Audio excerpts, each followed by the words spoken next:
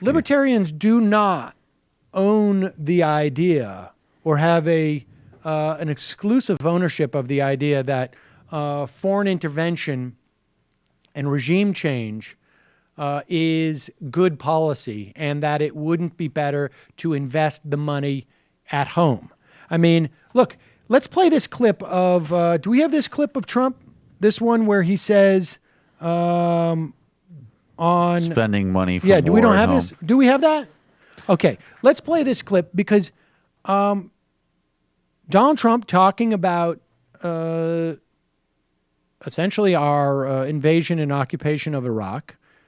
And listen to this clip and tell me that even Dennis Kucinich would have had a problem with this back in 2000, what was it, 2004. Go ahead, play this clip.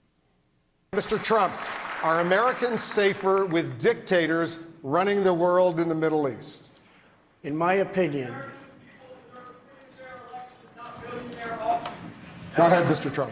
in my opinion, we've spent $4 trillion trying to topple various people that, frankly, if they were there and if we could have spent that $4 trillion in the United States to fix our roads, our bridges, and all of the other problems, our airports, and all of the other problems we have, we would have been a lot better off. I can tell you that right now. We have done a tremendous disservice, not only to the Middle East, we've done a tremendous disservice to humanity. The people that have been killed, the people that have been wiped away, and for what? It's not like we had victory.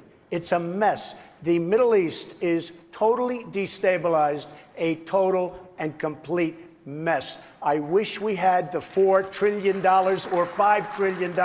I wish it was spent right here in the United States on our schools, hospitals, roads, airports, and everything else that are all falling apart. Thank you. That is exactly what President Thank you. Obama said.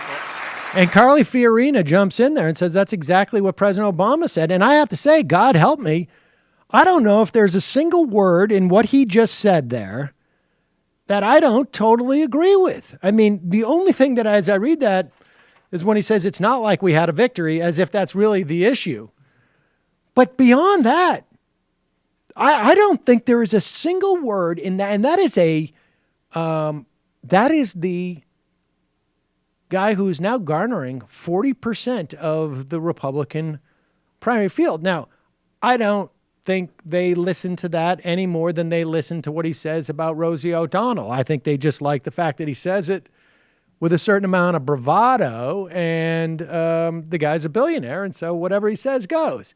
But that's quite good. And, you know, Rand Paul was saying stuff not quite in the same fashion. I don't think he was saying that he would spend that money on infrastructure. I think he would rather, I don't know, charity or, private toll roads or whatever, some silliness, or we all get our own court system or whatever it is.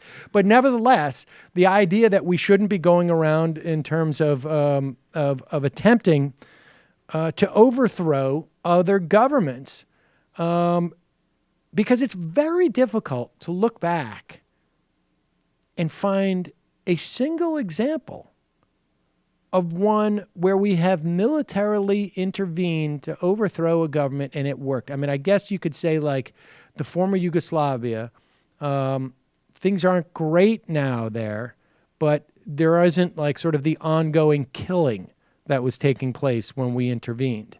And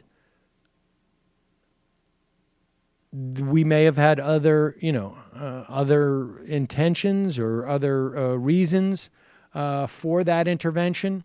But aside from that, where we were stopping ongoing killing, and I don't know how directly we certainly accelerated the pace of an overthrow there. But beyond that, I can't think of a single circumstance where things have worked out well.